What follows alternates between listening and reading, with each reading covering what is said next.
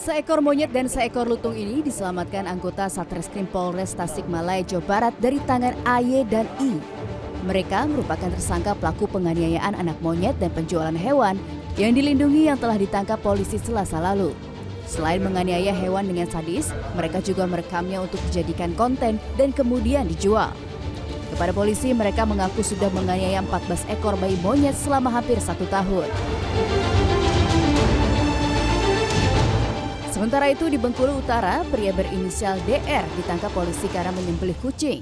Ironisnya, aksi itu juga direkam dan diunggah ke media sosial.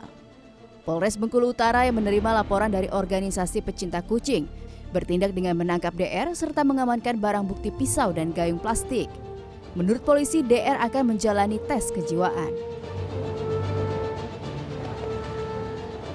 Data dari Asia for Animal Coalition mencatat, sejak Juli 2020 hingga Agustus 2021 ada 5.480 konten penyiksaan terhadap hewan di dunia. Australia sebanyak 135 konten, Amerika Serikat 296 konten, dan Indonesia menempati posisi pertama dengan 1.626 konten.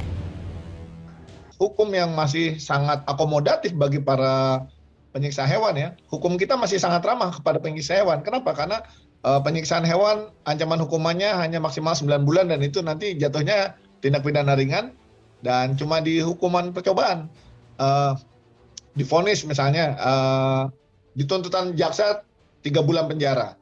Lalu sama hakim dikabulkan sepertiganya, misalnya 1 bulan penjara dengan masa percobaan. Aksi kekerasan terhadap hewan juga disoroti oleh periset Pusat Studi Komunikasi Lingkungan Vkom Universitas Padjadjaran Herlina Agustin. Menurutnya, dalam setiap kasus kekerasan pada hewan, pelaku sudah dipastikan mengalami gangguan jiwa. Cara dia menyiksa itu juga udah menunjukkan bahwa dia sebetulnya punya gangguan kejiwaan. Kalau beberapa orang menyebutnya psikopat, saya menyebutnya dia punya gangguan kejiwaan. Orang yang menyiksa makhluk lain itu udah pasti ada gangguan kejiwaan gitu ya. Tapi kita harus lihat dulu roots dari atau akar dari penyiksaan ini sebenarnya apa. Yang ketiga adalah konten. Dia melakukan ini demi konten. Ini levelnya sudah pasti di atas gangguan kejiwaan biasa gitu. Dia butuh perhatian. Selain hukuman pidana yang diberikan kepada para tersangka kekerasan pada hewan, rehabilitasi medik kejiwaan juga harus diberikan kepada para tersangka. Tim Liputan CNN Indonesia.